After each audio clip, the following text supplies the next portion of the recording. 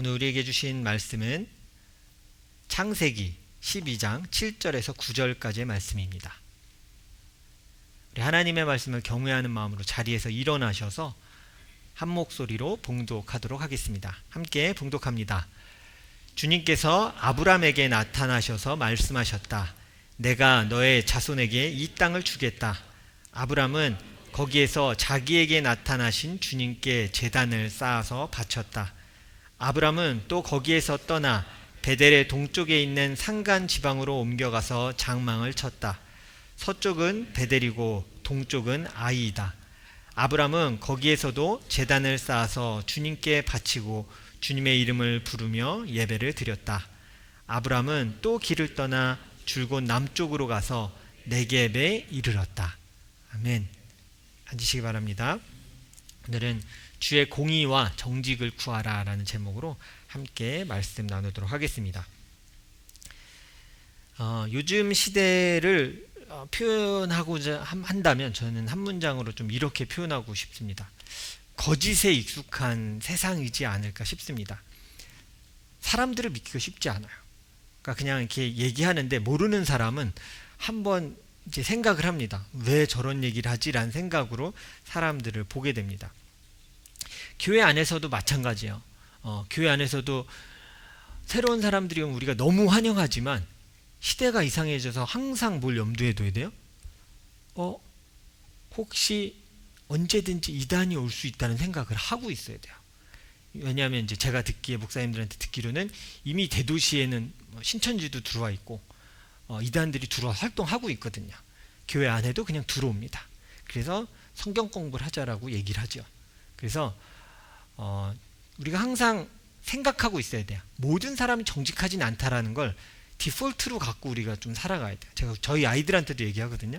우리가 사람을 너무 사랑하지만 그러나 사람이 한 말을, 특히 모르는 사람이 한 말을 그대로 다 믿지 마, 이렇게 얘기할 때가 많이 있습니다. 제가 전에 봤던 기사를 다시 한번 좀 찾아봤어요. 여러분 혹시 중고거래 해보셨어요?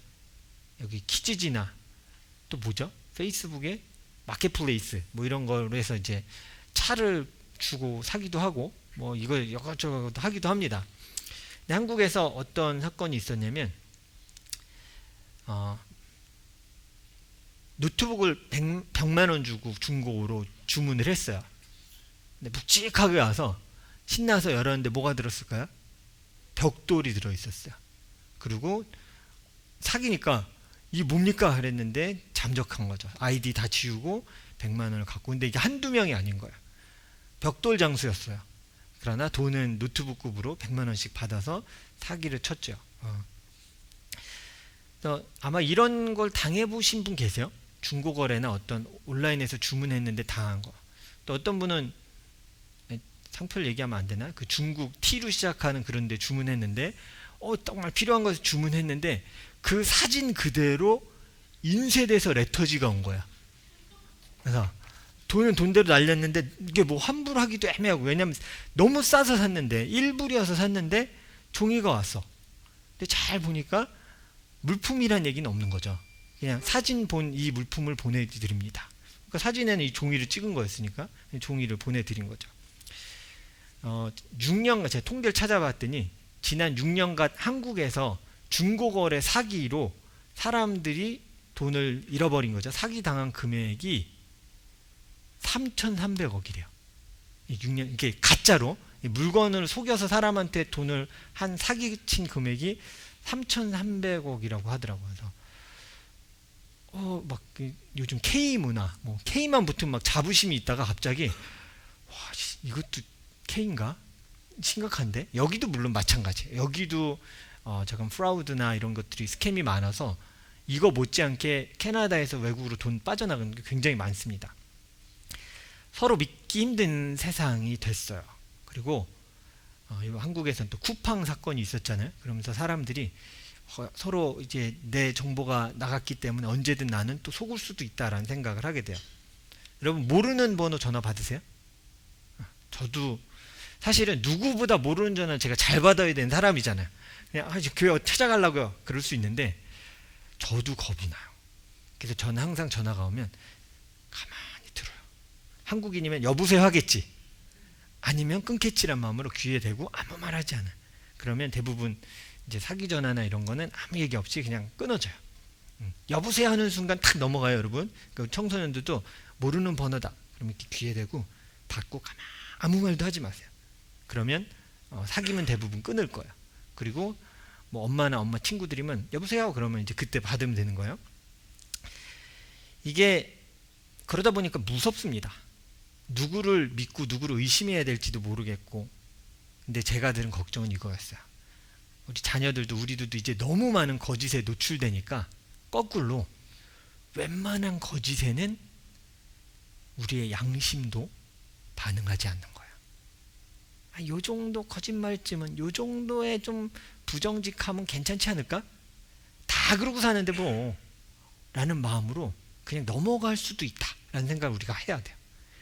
때로 우리 스스로 이렇게 생각하거든요. 우리는 믿는 사람이니까, 난 하나님 편이니까, 여러분 내가 어느 편이니까 어느 쪽에 섰으니까 나는 괜찮은 생각은 버리셔야 돼요.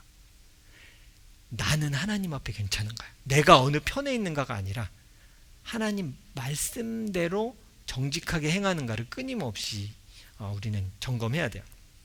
제가 왜 이런 얘기를 했냐면 오늘 성경을 보면 아브라함의 거짓말에 대해서 성경이 오늘 우리가 읽은 본문 뒤에 차례대로 나오기 때문이에요. 아브라함이 많이 옮겨 다녔습니다. 오늘 우리가 읽은 본문은 아브라함의 여정에 대해서 얘기한 거고요. 그 여정의 끝에 어떤 한 사건이 일어납니다. 아브라함의 이동을 제가 보여드리기 위해 지도를 하나 준비했거든요. 보겠습니다.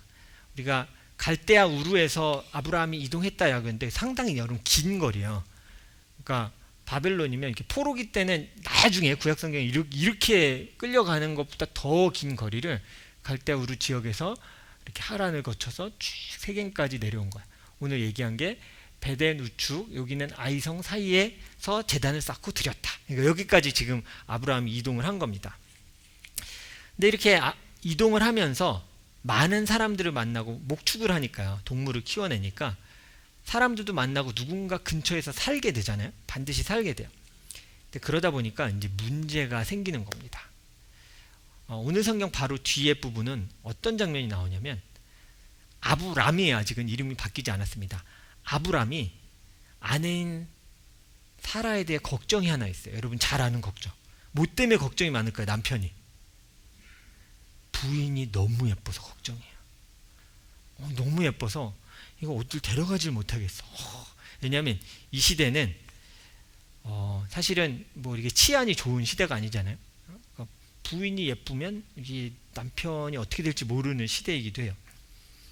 근데 한번 우리가 의문을 가져야 돼요. 제가 의문이 생겨서 몇 살이길래 사례가 이렇게 이쁘다고 하는 건가? 근데 생각보다 나이가 많습니다. 이 사건이 벌어진 오늘 사건이 벌어진 이때는 하나 사진을 더 보여드릴게요. 여기까지 왔고 여기 베델까지 와서 여기서 이렇게 이동했는데 네게부까지 내려왔대요. 오늘 성경에서는 네겝, 근데 예전 성경에서는 네게부 그냥 이렇게 길게 얘기한 거예요. 네게부에 가뭄이 들었습니다.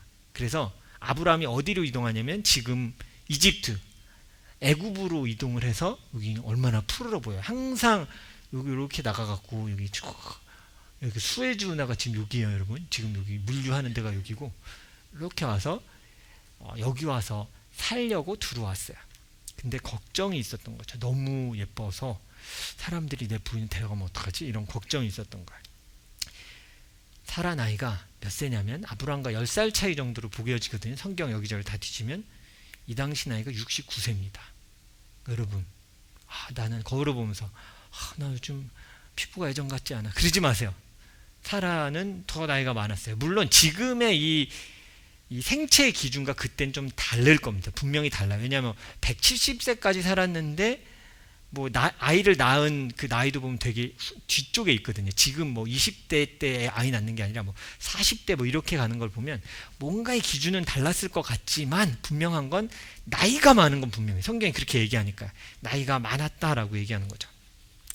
그래서 너무 예쁘니까 아브라함은 걱정이 됐어요. 옛말에 미인 방령이라 합니다. 우리 친구들 잘 모르잖아요. 옛날 말에 이게 무슨 냐면 여자가 예쁘면 오래 못 산다 그거예요. 너무 예뻐서 여기저기 끌려가서 그런지 몰라도 미인 방명인데, 이 시대는 미인 방명이 아니라 뭐예요? 미인을 가진 남편은 오래 못 산다요. 힘이 없는 남편. 왜냐하면 칼로 푹 줄이고 부인 데려가면 되니까, 미인인 부인을 가질수록 남편의 삶이 짧아지는 거야.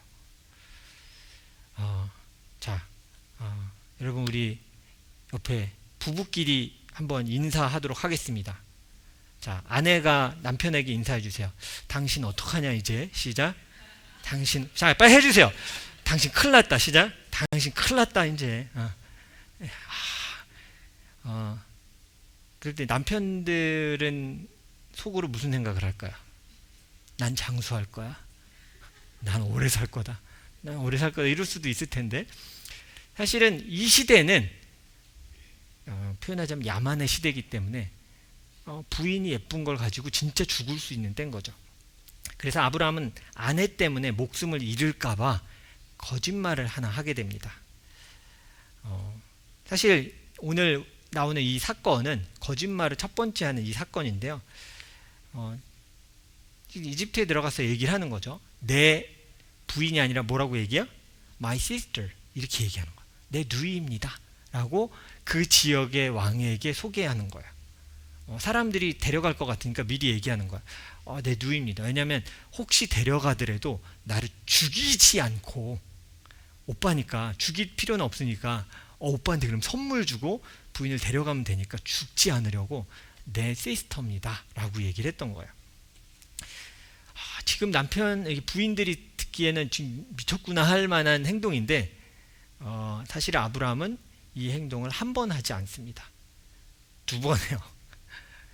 오늘 우리가 읽은 그 본문 12장의 첫 번째 한 번 사건이 이집트에서 나오고요. 두 번째 사건은 또 다른 지역에서 나옵니다. 창세기 20장을 보면 또 한 번의 사건이 또 나오거든요. 블레셋에서 일어난 사건인데 같이 한번 읽어보겠습니다. 시작. 아브라함은 마물에서 네겝 지역으로 옮겨가서 가데스와 수루 사이에서 살았다. 아브라함은 그랄에 잠시 머문 적이 있는데 거기에서 아브라함이 자기 아내 사레를 사람들에게 자기 누이라 소개하였으므로 그랄 왕 아비멜렉이 사람을 보내서 사라를 데려갔다. 이렇게 얘기하고 있어요. 어떨 것 같으세요? 누이라고 얘기하고 데려갔어요. 아브라함은 어떤 마음이었고 사라는 어떤 마음이었을까요? 사실은 제가 이거 두 번째 사건이라고 그랬죠. 한 번 그런 일이 있었단 말이에요. 하나님이 봐주셨어요. 다행히 사라를 다시 돌려주셨고 살아갈 수 있게 해주셨는데, 시간이 지난 후에 아브라함이 이 똑같은 잘못을 또 합니다. 근데 제가 여러분에게 한번 물어보도록 할게요. 이 두 가지의 사건이 있었어요. 그러면 아브라함은 이 두 번째 사건, 이 첫 번째, 두 번째 사건이 있는데 언약을 받았을까요? 안 받았을까요? 너의 아들을 통해서, 내가 너의 씨를 통해서 후손을 많게 해주겠다라고 아브라함에게 약속해 주셨잖아요. 그게 이 사건 전일까요? 후일까요? 궁금해지죠. 이건 저의 궁금함이기도 하고 우리가 잘 알고 있어야 되는 것이기도 해요. 사실은 그 얘기 전에 또 하나를 제가 얘기하자면, 사실 언약을 먼저 주셨어요. 언약을 받고 약속을 받았는데도 아브라함이 지금 딴짓을 하고 있는 거야. 그리고 이름도 바꿔주셨습니다. 아브람에서 뭘로요? 아브라함. 여러분이 알고 있는 에이브러함, 그게 이제 이름을 바꿔주신 거야. 아브라함이에요. 많은 사람의 아버지라는 뜻을 가지고 있습니다. 아빠가 이런 지 두 번 했잖아요. 근데 하나를 더 읽겠습니다. 창세기 26장이거든요. 이번엔 아브라함의 아들 이삭이 했던 일을 또 한번 보겠습니다. 같이 읽겠습니다. 시작. 그곳 사람들이 이삭의 아내를 보고서 그에게 물었다. 그 여인이 누구요? 이삭이 대답하였다. 그는 나의 누이요. 이삭은 그는 나의 아내요 라고 말하기가 무서웠다. 이삭은 리브가가 예쁜 여자이므로 그곳 사람들이 리브가를 빼앗으려고 자기를 죽일지도 모른다고 생각하였기 때문이다. 집안 내력이에요. 부전자전. 아빠도 부인 두 번 팔고 아들도 한 번 팔은 거예요. 내 누이야. 왜 했을까? 왜? 내가 살려고. 어쨌든 내가 사는 게 중요하니까 좀 이해해줘 라고 얘기를 한 거죠. 여러분, 거짓말에는 성경에서 좀 종류가 있습니다. 우리가 그냥 거짓하면 뭐 그냥 거짓말 이렇게 생각할 수 있는데, 성경에서 말하는 거짓은 조금 다른 의미를 가지고 있습니다. 여러분, 살아남기 위한 아브라함의 선택을 어떻게 보세요? 살아남는 게 최고, 먹고 사는 게 최고고 살아남는 게 최고니까 요 정도는 눈 감아 줄만 합니까? 그게 아까 제가 처음 도입에 얘기한 거예요. 거짓이 너무 많아지니까 요 정도는 괜찮지 않아라는 생각일 수도 있는 거야. 근데 여러분, 이거 거짓말 하는 정도의 문제가 아니에요. 거짓말을 할 수도 있지라고 생각할 수도 있겠지만, 사실 거짓말을 왜 할까요? 내게 더 중요한 것을 붙들고 싶기 때문이야. 사람이 거짓말하는 이유가 뭐야? 내가 뭔가 지켜내야 되니까 거짓말을 해서라도 그걸 지키고 싶은 거야. 그럼 다시 물을게요. 아브라함에게는 뭘 지키고 싶었던 걸까요? 내 목숨이에요. 난 그게 뭐보다도 가장 소중하다고 여긴 거야. 그래서 제가 아브라함이 했던 행동이 잘 이해가 되지 않는데, 묵상하면 할수록 되게 이상한 사람인 거야. 그리고 제가 저 마음에 어떤 예전부터의 약간의 기도 제목이 있었냐면, 하나님, 저는 이렇게 성경에 나오는 이런 좋은 인물처럼, 성경에 제가 쓰일 수는 없겠지만 하나님 앞에서 이런 좋은 사람으로 기억되고 하나님이 기억해 주셨으면 좋겠어요 했는데, 아브라함 묵상하면서 마음이 좀 사라졌어요.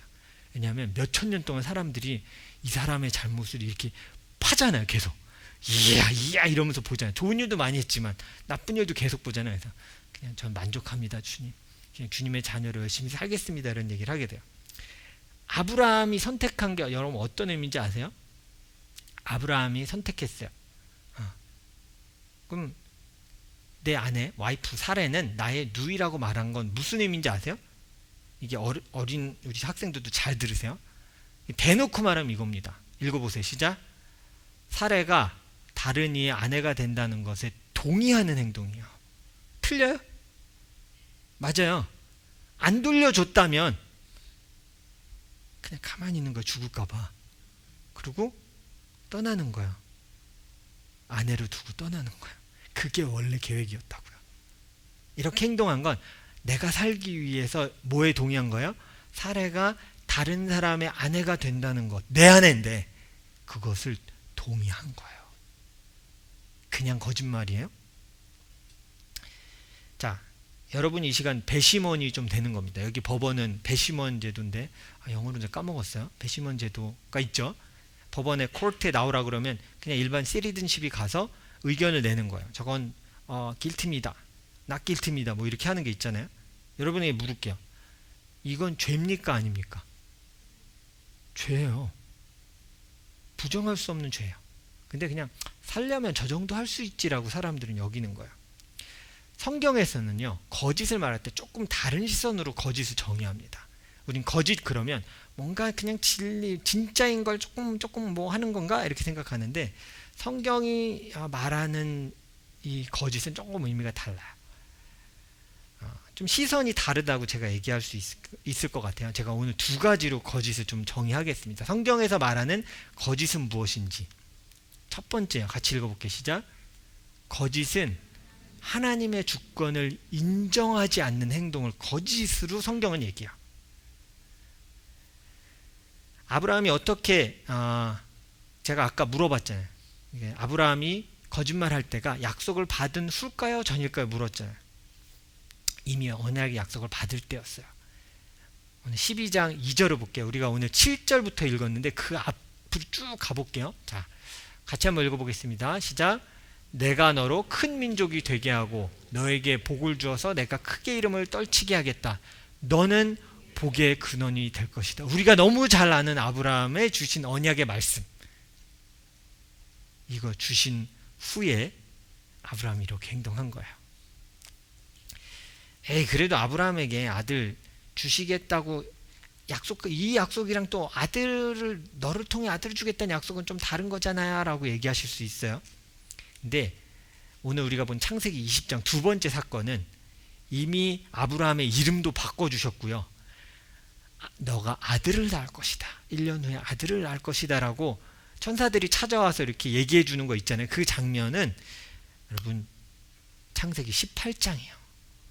20장보다 훨씬 앞선 얘기라고요. 아들을 주겠다고 약속받고 그 1년 사이에 생긴 일이에요. 그때 아내를 파는 거예요. 근데 하나님 뭐라고 약속해 주셨어요? 너의 씨가 너의 아내를 통해서 나을 거다라고 얘기했는데, 이제 어른들끼리 있으니까 얘기할게요. 절대 하면 안 되는 행동이잖아요. 내 씨가 아내를 통해 1년 후에 낳을 건데 내 아내를 다른 남자한테 주는 거예요. 언약을 확신한 거예요? 못 믿은 거예요. 그 약속이 이루어지기 전에 내가 죽겠는데요. 솔직히 말하면 그 얘기라고요. 이삭을 주겠다고 약속해 주셨지만 내가 죽으면 안 되는데 언약에 대해 생각하지 않은 거예요. 아내를 넘긴 거예요. 하나님이 아들을 주신다는 약속을 주셨지만 내 목숨이 더 소중했던 겁니다. 그래서 하나님의 약속과 그분의 신실함, faithful보다 내 삶과 내 주권이 더 중요하다고 여긴 거예요. 아까 거짓이 뭐라고 그랬어요? 하나님의 주권을 인정하지 않는 것이 거짓이라고 얘기했어요. 성경에서는. 아브라함은 그때 생각한 거예요. 내가 두렵고 죽을까 봐 걱정이 됐어요. 야, 나 딱 죽게 생겼다. 나 경제적으로 이제 끝에 왔다. 진짜 딱 죽게 생겼다. 두려워요. 그때 생각한 게 뭔지 아세요? 어떻게 살아남지요? 그 생각이 맞을 수 있어요. 근데 그게 거짓이든 잘못된 것이든 상관하지 않은 거예요. 지금 난 하나님의 공의와 정의와 정직보다 내 목구멍이 더 중요하니까, 내 생명이 더 중요하니까 지금 아브라함은 그 선택을 한 거예요. 그리고 내 주권으로 택한 거예요. 하나님의 주권보다, 하나님의 다스림보다, 하나님의 뜻보다 내 주권으로 내가 택해야지요.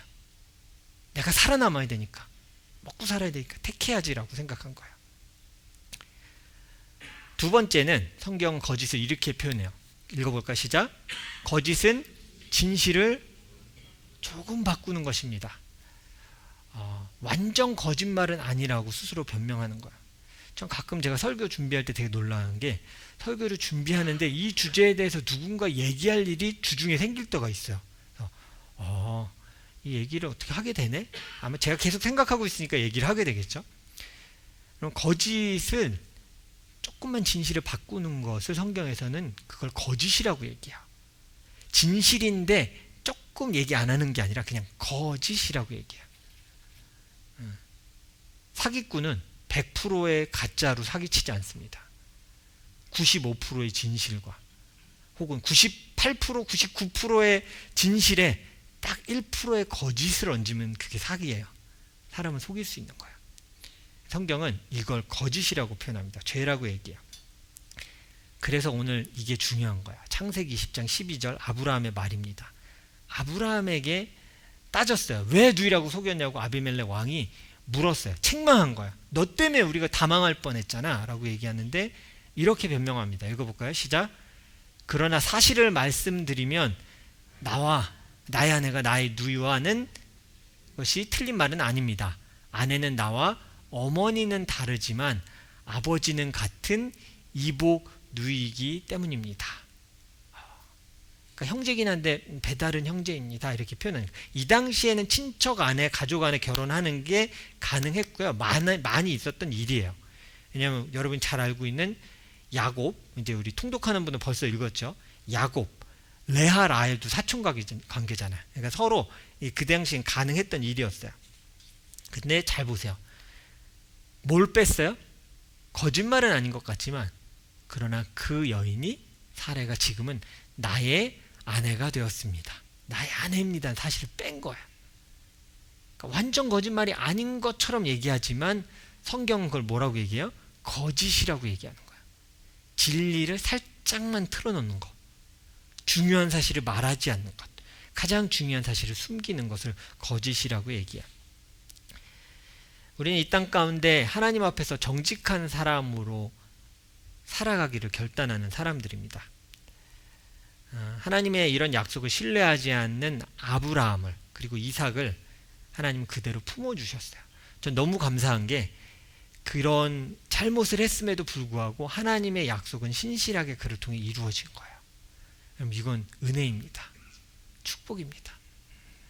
우리도 하나님 앞에 완전하지 못하고 끊임없이 죄를 짓고 끊임없이 무너지는데 하나님은 여전히 그 약속을 우리를 향해 선포하고 계신 거예요.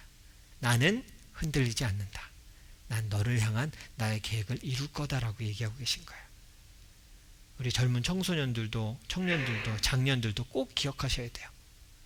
하나님의 약속은 변하지 않습니다. 하나님의 말씀은 신실하십니다. 때론 우리가 아브라함과 같이 타협하기도 하고 무너지기도 하지만 그러나 하나님은 변하지 않으셨어요. 하나님은 사람의 죄와 부족함을 뛰어넘어서 자신의 약속을 지키십니다. 그래서 신실하신 하나님이라고 표현하는 거예요. 우리는 하나님의 자녀로 그분의 공의와 정직을 따라 사는 사람들입니다. 자신의 이익을 위해서는 다른 나라를 침략하는 것도 사람을 죽이는 것도 아무것도 아닌 시대가 되어버렸어요. 살아가기가 힘들고 내가 살아야 되니까 서로 속이고 거짓말하는 것에 대해서 둔감해지는 세상임을 여러분 인식하셔야 돼요. 나도 그래요. 우리는 하나님 믿으니까 나는 정직하게 살아왔으니까 절대 그럴 리 없을 거야. 아니요. 나도 그럴 수 있어요. 우리는 살아가면서 수많은 선택을 하게 될 거예요. 그리고 선택 가운데 갈등하게 될 거예요. 그 갈등 가운데 우리는 이렇게 물어야 돼요. 자, 같이 읽어볼까요? 삶의 선택과 갈등 가운데 우리는 하나님께 물어야 돼요. 나는 나의 이익보다 하나님의 말씀과 약속을 더 중요하게 여기는가? 이게 하나님이 원하시는 정직한 사람이 묻는 질문이에요. 살아가는 방법인 거예요. 우리 갈등을 많이 하고 어떻게 해야 되지 잘 모를 때가 있어요. 삶을 살아갈 때. 그때 하나님께 물어야 돼요. 여러분, 우리가 왜 어떤 문제 앞에서 갈등하는지 아세요? 내 뜻대로 내가 정한 방법대로 하고 싶은데 때로는 그게 양심에 걸려서 때로는 그게 어려울 것 같아서 갈등하는 거예요.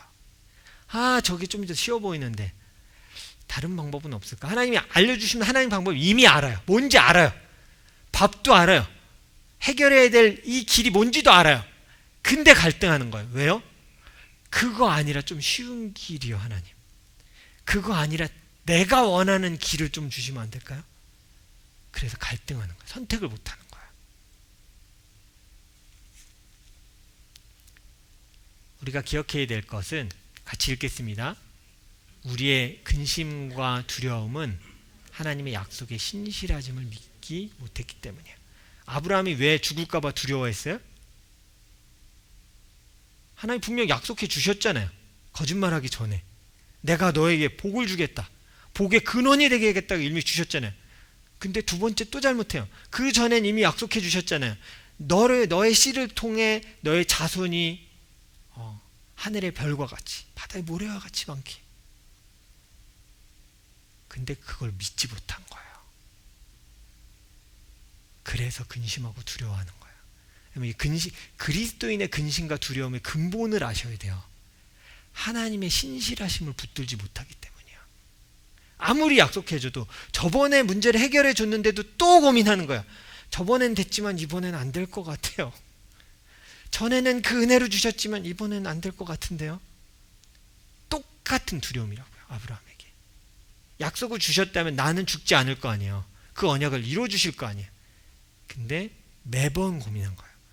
죽을 수도 있겠는데 나의 누이를 하자. 이게 이래서 나온 거예요.